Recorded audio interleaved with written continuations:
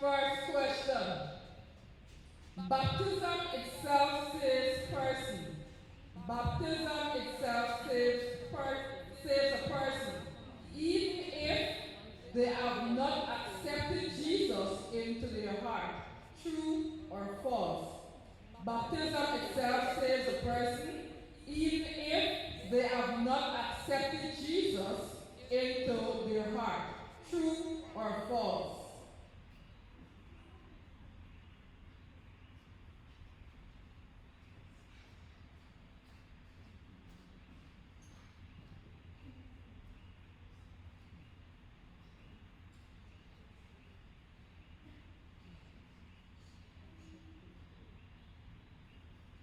Number two, baptism is compared to a wedding ring.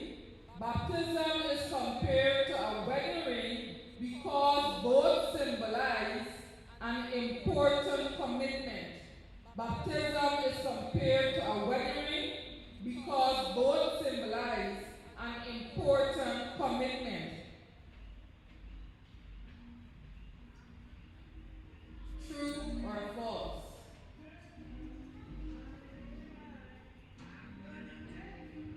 Number three, Christians will never face trials and discouragement after they are baptized. Christians will never face trials and discouragement after they are baptized. True or false?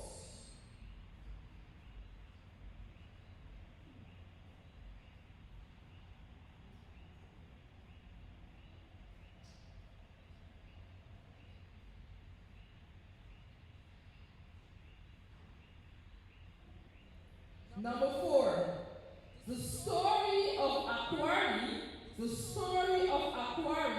teaches that God wants us to finish the race and not just start it. The story of Aquari teaches that God wants us to finish the race, not just start it. True or false?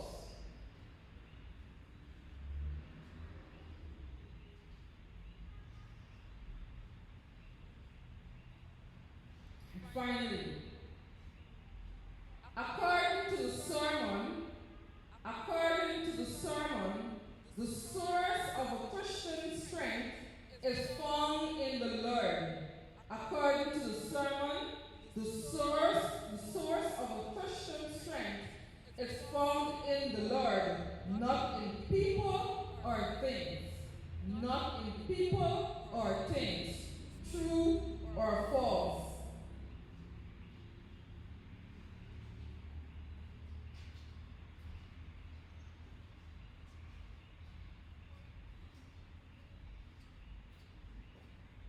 Alright, so let's go quickly. Baptism itself saves a person, even if they have not accepted Jesus into their heart. True or false? Baptism is compared to a wedding ring because both symbolize an important commitment. Christians will never face trials and discouragement after they are baptized. The story of Aquari teaches that God wants us to finish the Christian race, not just start it. And finally, according to the sermon, the source of a Christian strength is found in the Lord, not in people or things.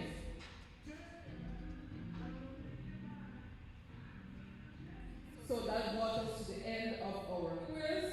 At this time, we will sit back, relax, as I invite Brother Jeremiah Cox and Rashawn Perry to bless our hearts with an item of music. Amen, amen.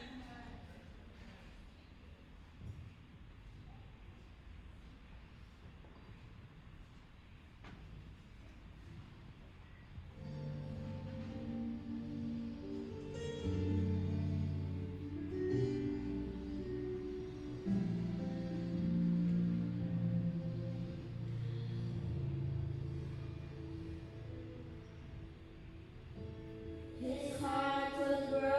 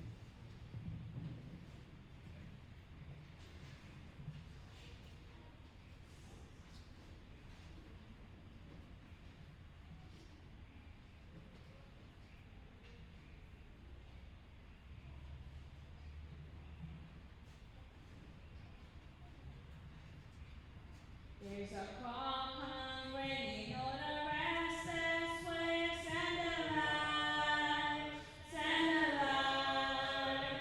There are souls to rescue, there are souls to save. Send a light, send a light, send a light. The blessed gospel light, let it shine from shore to shore. Send a light.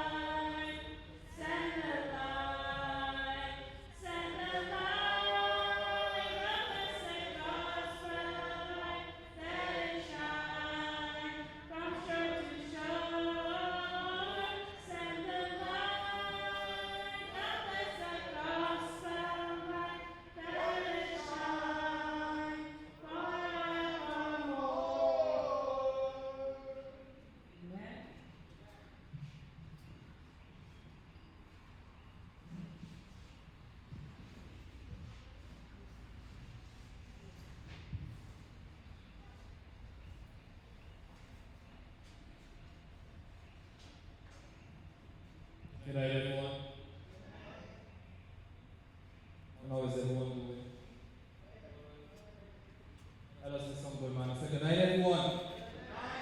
How is everyone doing? Today, our sermon is entitled, All Hope is Not Lost.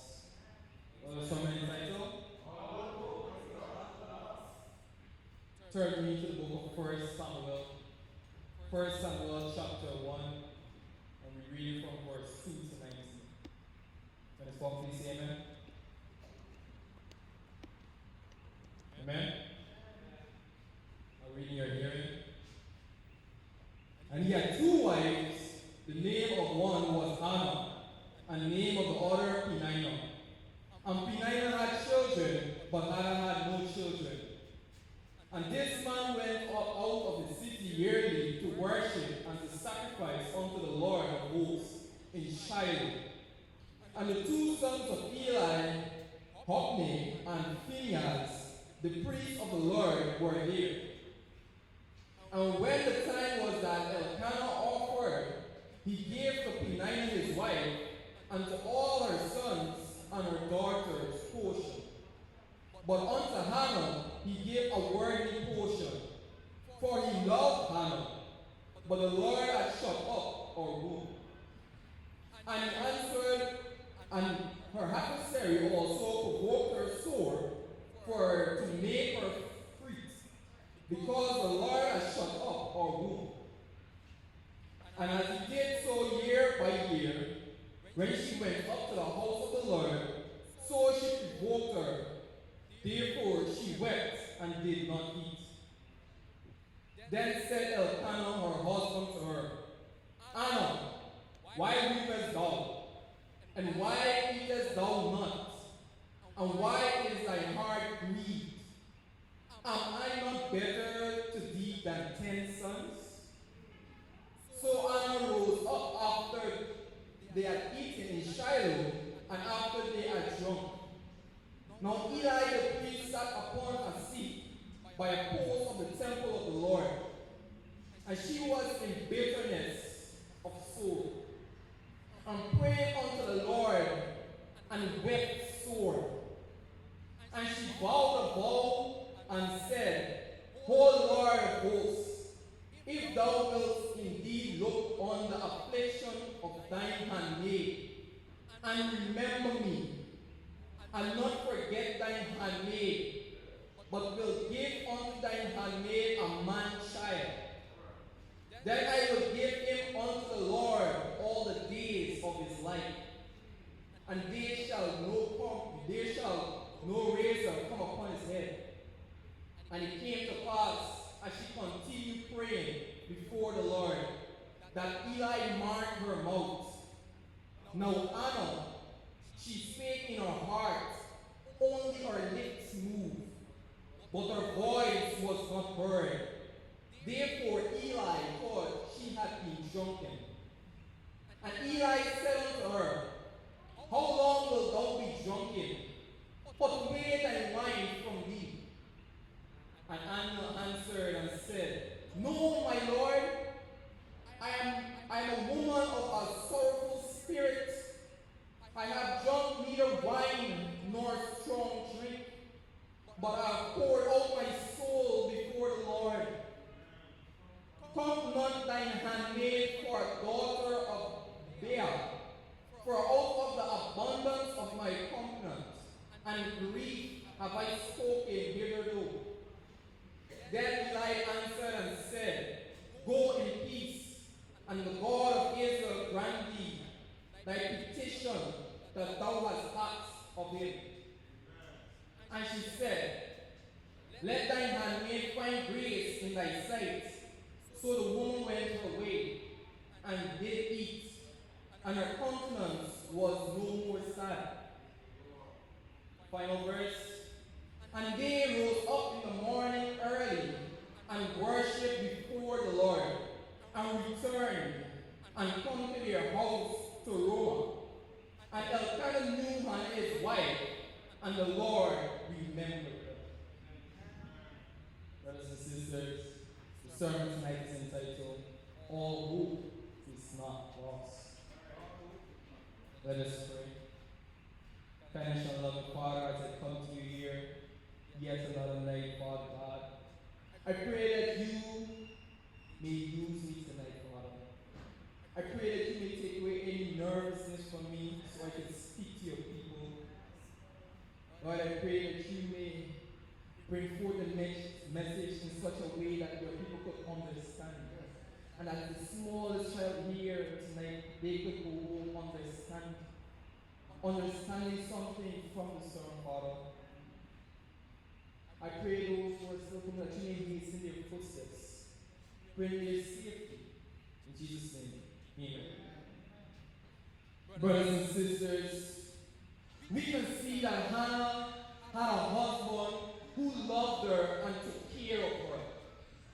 I said Hannah had a God-fearing husband. But although Hannah had a God-fearing husband, although Hannah had a good husband, she was still not happy. Hannah looked good on the outside, but on the inside she was filled with grief. Hannah looked good on the outside, but on the inside she was filled with brokenness. Brothers and sisters, how many of us look good on the outside, but on the inside we are broken? How many of us look good when we go to church? How many of us look good when we go to worship? But on the inside we are filled with brokenness. On the inside we are crushed. On the inside we feel like to give up. You see, the problem with the church is that we judge people from the outside.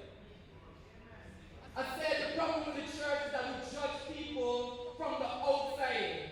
For if only we can see the heart. For if only we can remember that God does not look on the outward appearance.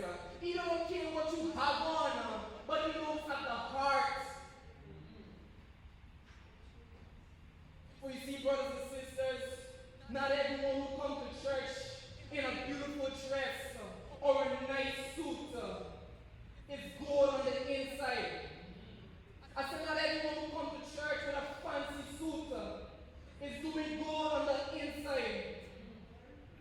For only if you see the heart of these people, if not for the mercies of God, it's sad to say that many of us wouldn't be here today.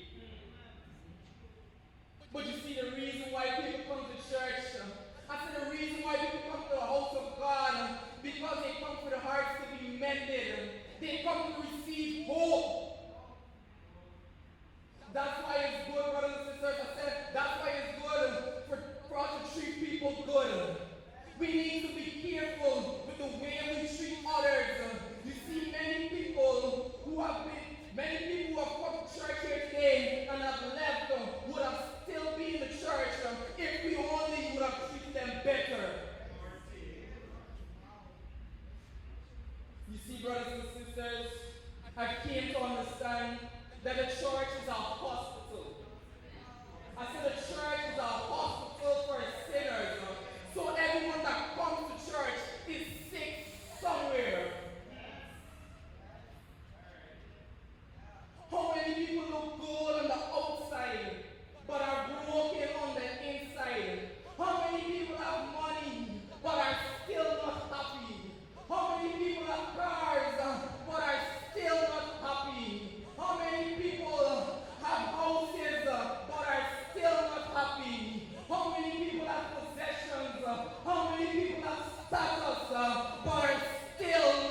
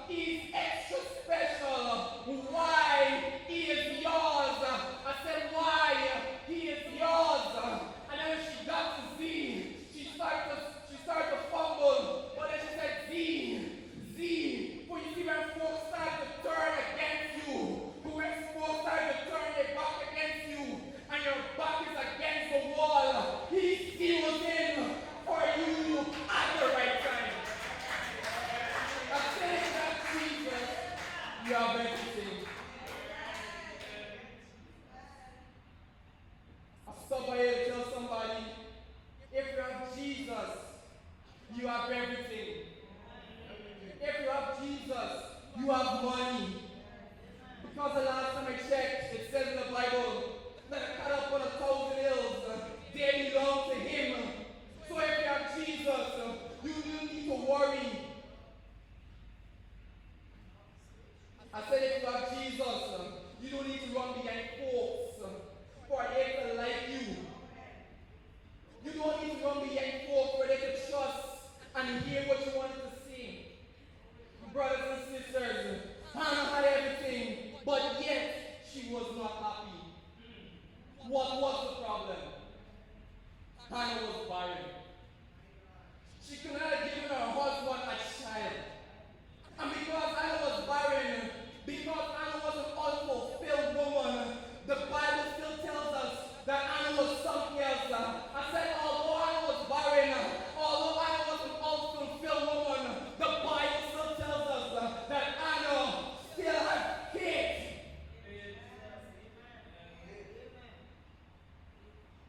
You see, brothers and sisters, because of Hannah's inability to give her husband a child, he got a second wife. Because of Hannah's inability to give her husband a child, he got a second wife named Peninnah. But Hannah, she still stayed faithful to God. I said, Hannah, she still stayed faithful to God. She said, God, I may not have children, but I still have something to praise you for. I stop by here to ask somebody tonight, whatever you're going through, do you still have something to praise God for? Don't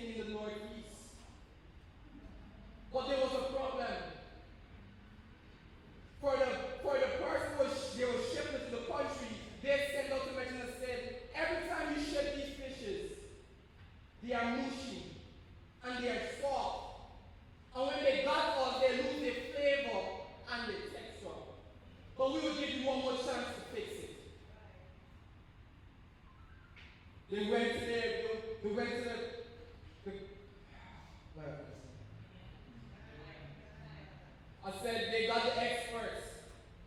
They called in the experts. Tell us how to shape these fishes. So when they reach the country, the flavor will be the best. So when they got to the country, the texture will still be there. The experts studied it, and they said, you need to ship the fishes in the natural habitat. So they gathered a barrel, and they put catfishes in salt water, and they shipped the fish. But they got back to report and said, we're giving you one more chance. Because the fish, when it arrives, it still loses flavor and its texture. But we're going to give you just one more chance. And if you cannot fix it, we will buy fishes from somewhere else. The expert went home and they studied it. They studied it hard. And then they said they got an idea. So they went to the producer and said, you know what? You got to ship them with their natural habitat. You got to start shipping these fishes with their natural habitat. So they got the fish's enemy. They got the fish's enemy, catfish, and they placed it in the barrel. And brothers and sisters, did you know, from the moment those barrels left the northeast, those catfishes cheered behind them. They had a time to kneel down. They had a time to rest. I stop by here to tell somebody, you gotta come to the place of understanding where you learn to fight back. And you don't fight back with swords and with shields, but you gotta learn to send your enemies a time to note. Because when your enemies are on your back, they will keep you on your knees, and you will keep praying, and you will keep trusting, and you will keep believing in God.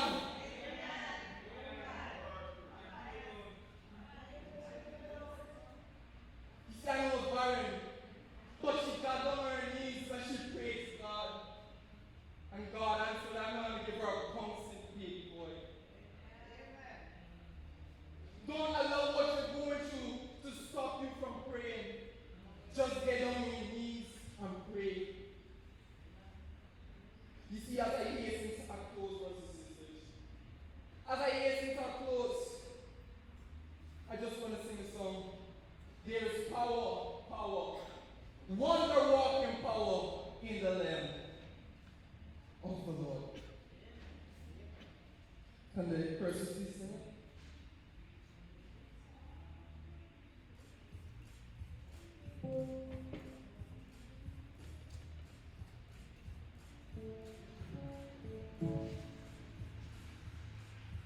Would you be free from your burden of sin? There is power in the blood, power in the blood. Would you are evil of victory with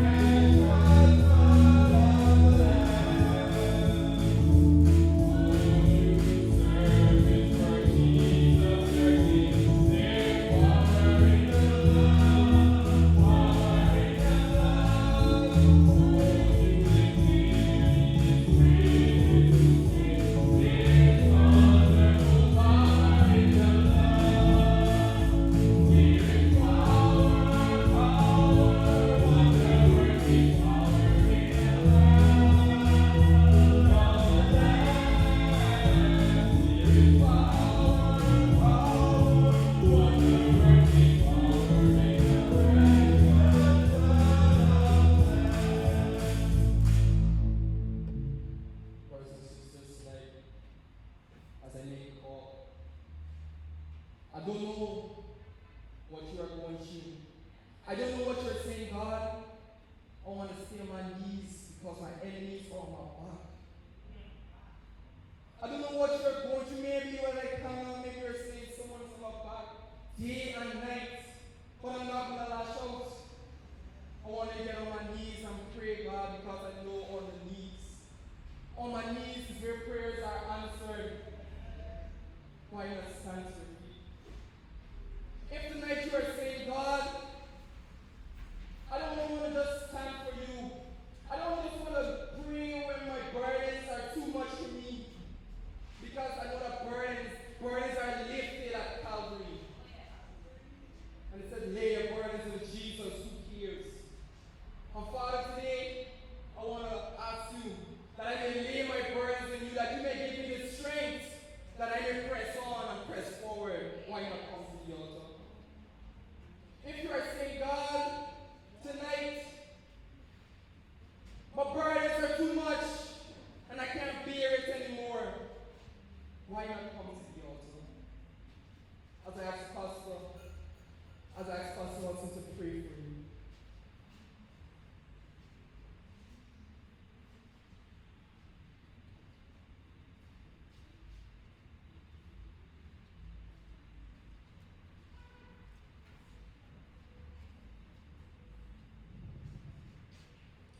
I'd like to pray for you. You heard the message yet another night. And if your desire is to lay your burdens upon Jesus, let's come for prayer. Would you be free from your burden of sin? There is power in the blood.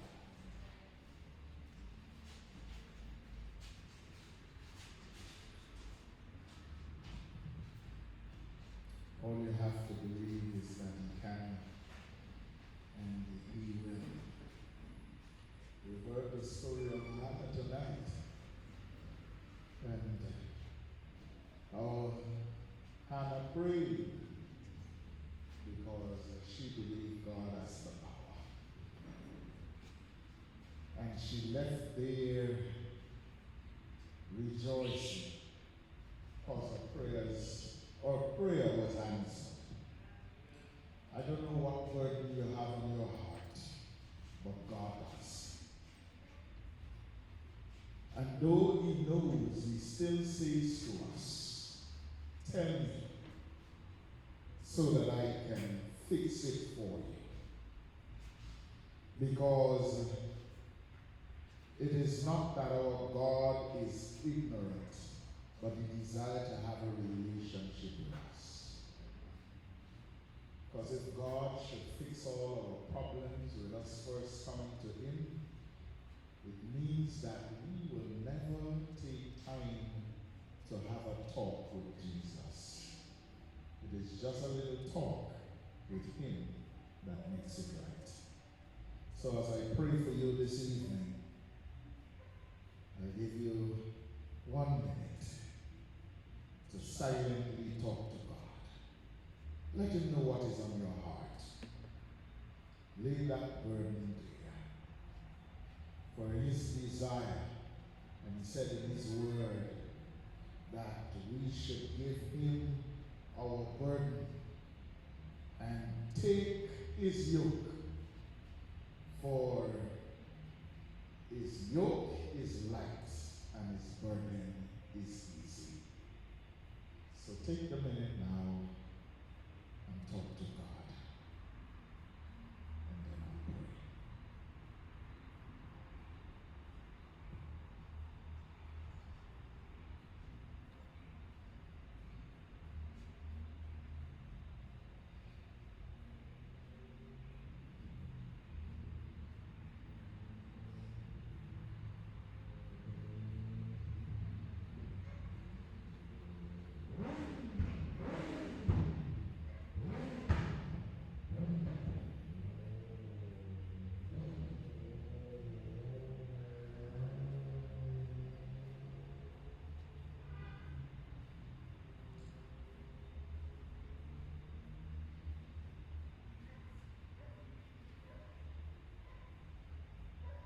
Heavenly Father,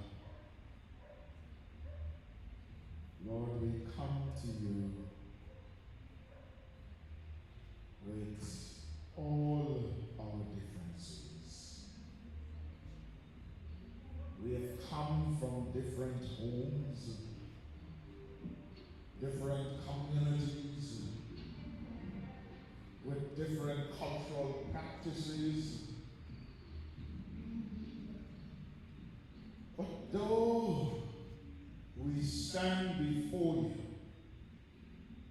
with our own unique background and challenges, we are all in need of one thing, in need of a Savior. So Lord, we pour out ourselves to you even now, asking that you would forgive us of our sins and cleanse us from all unrighteousness. We've had our opportunity to pray individually. You heard every prayer uttered.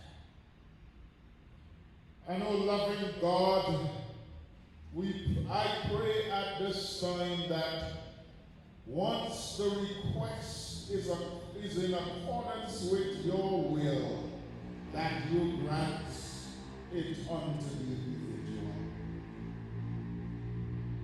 But loving God, we do not come before you forgetting that they are mothers present here who are faced with challenges from a teenage child. We do not forget that there are fathers present here who are struggling to provide for their families the way they should. They are struggling with their spiritual walk with thee. They are young men and women and girls present here, oh loving God, who are trying to balance the world and their spiritual life. But I pray at this time that they'll understand that all the joys of the world are but a name, but the love of God abides forever through eternal years. It is the same. Loving God, I come before you remembering this community. There is some young man somewhere hooked on drugs, bringing to you, O loving Father. Some young man somewhere in Superbet, gambling out his day's earning. We ask, Lord, that you will bring him to you. Let him know that you can be his sole provider. Loving God, there is some young woman somewhere who is thinking of selling her body cheaply or selling her body, but let her understand, oh loving God, that you care and you would have given your life for her, and all she must do is submit herself to you. There are many social challenges that we are faced with. We are faced with even the challenge of our friends who are standing next to us.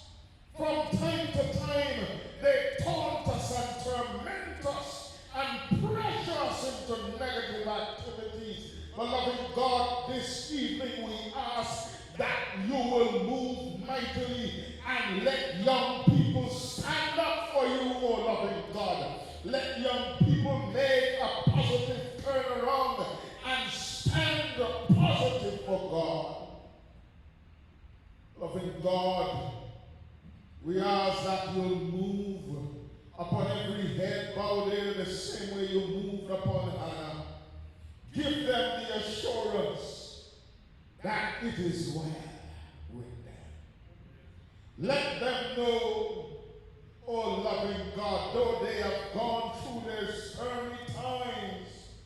that you are still God. You are still there, and all they have to do is hold your hands. There is somebody battling to make a decision to go all the way with thee. We pray at this time that you'll let that person know he who believes and is baptized will be saved. And loving God, we ask that you'll impress upon them strongly so that they can make that move for thee, saying that I give up the world and I'm ready to follow Jesus. Loving God, let them be able to stand and say, I'm not ashamed of the gospel of Jesus Christ. As we leave this place, take us home safely, Lord. Continue to keep our pantries and cupboards full. Let us know that thou art provider, God. Let us know that thou art protector, God. Keep home safe, we ask. Keep our young girls safe from predators. Oh, loving God, men with reprobate minds, we ask, Lord, that you protect your children. Let them know, oh, loving God, that you are Savior, Jesus Christ. And we can put our complete trust in you. So we thank you for your word.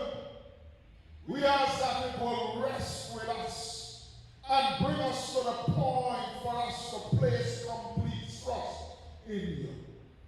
It is a testament that when words cannot be uttered, there is still no problem, for Jesus, our God, can read the mind. And even when we cannot speak, our God understands. So may all present here be present there when you come. Grant unto us safe traveling home, and if that will come again tomorrow, come with our minds open to receive a word from thee and to give our lives to thee as well, so that when you come, we can be saved in your eternal kingdom. In Jesus' name we pray.